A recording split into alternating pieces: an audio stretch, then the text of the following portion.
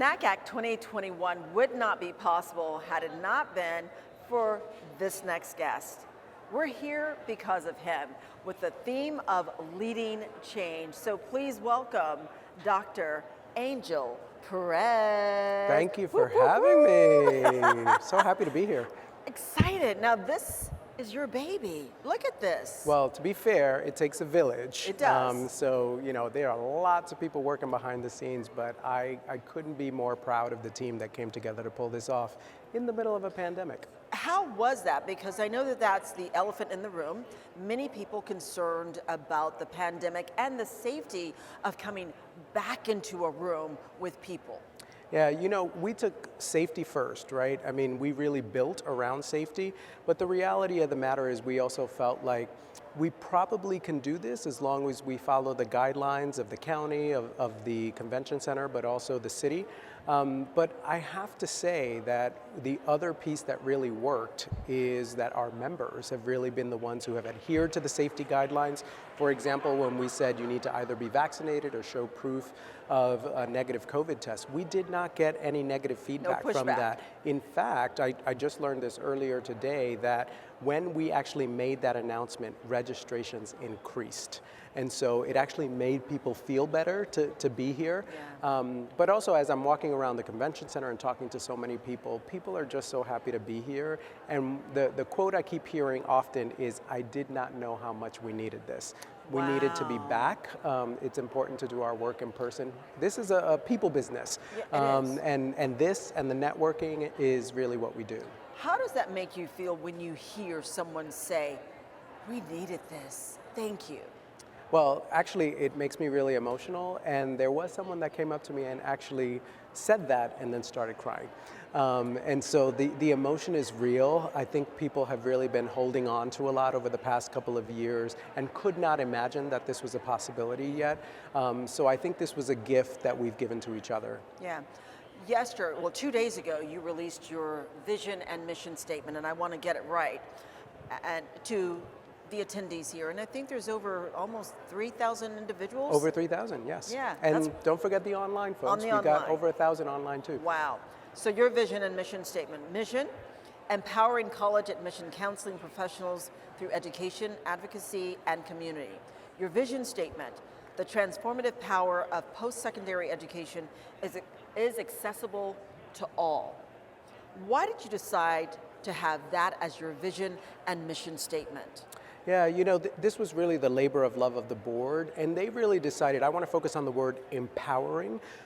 They really decided that what NACAC does best is serve the professionals who serve the students and their families. And so by us empowering, educating, being the chief advocates for admission counselors, high school counselors, community-based organizations, and so forth, that we are going to end up transforming the lives of those young people who are going to college all over the world. But the other piece is what I love about the vision statement. It is so aspirational. What we are saying is, if you aspire to higher education, you should have the right to do that. And the work that we are going to do behind the scenes is to make sure that we keep fighting for every individual to have the right to do so. Well, every person has a backstory. You have a backstory. We've heard a few of those backstories from people who say they knew you when you were Dr. Angel Pérez, right? But part of that inclusivity and accessibility, was that fueled by a personal mission?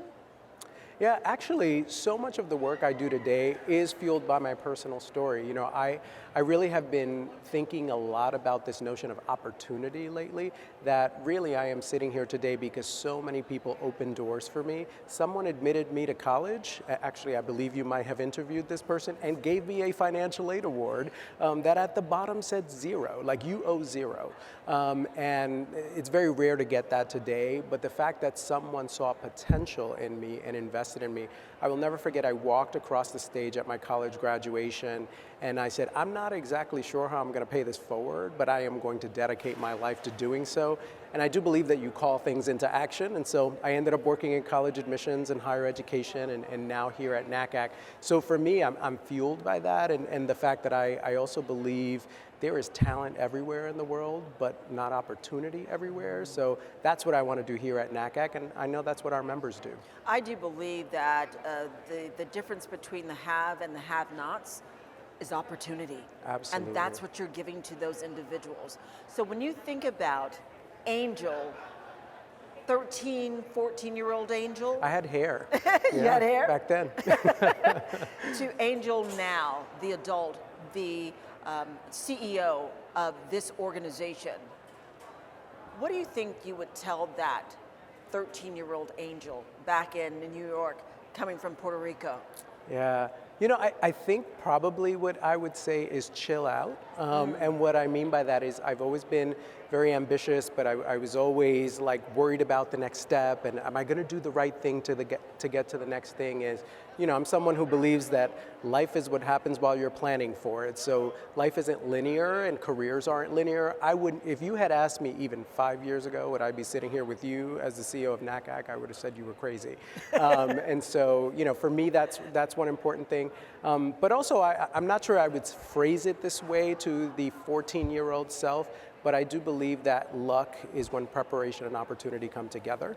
And so I would also say just continue to study, continue to prepare yourself, because when that opportunity comes, that's how luck happens. Yeah, and so here we are, day 3, the final day. Woo! No Breathe. one's happier than me. Breathe. Maybe our conference planners are happier than me, but. When you hear that, this is your legacy. Are you proud? What's the feeling that you have sitting there right now? I am not sure that I can accept that. And I think part of it is because so many people are doing this work behind the scenes. I think what I am proud of, though, is that we proved that we could do this, that we can make this happen. I'm proud that we provided the platform for our members to be able to engage. Again, I can't tell you how many people have said thank you for not canceling. But also that, and this is something that, this is my first time running a national convention, so I wasn't fully aware of this, what we have been able to do for the city of Seattle. All of the people that are working behind the scenes, who, by the way, have been unemployed for 15 months, and NACAC is the first conference back. I didn't realize that was a gift we were giving to the city. So it is greater than us. So I'm really proud of that. I'm proud of the team. On a scale of 1 to 10, what are you giving yourself? On a scale of 1 to 10, oh gosh, maybe an 8, because I always like to leave room for improvement. There's always room for improvement. I'm so happy to be here with you. Thank you so much. I feel like I need to be playing Pitbull. I believe that we will win. I believe that we will win. And we did. And we did. Thank you, Dr. Angel Pérez, Thank you for having me. Congratulations to you. Thank you. Thank you very much.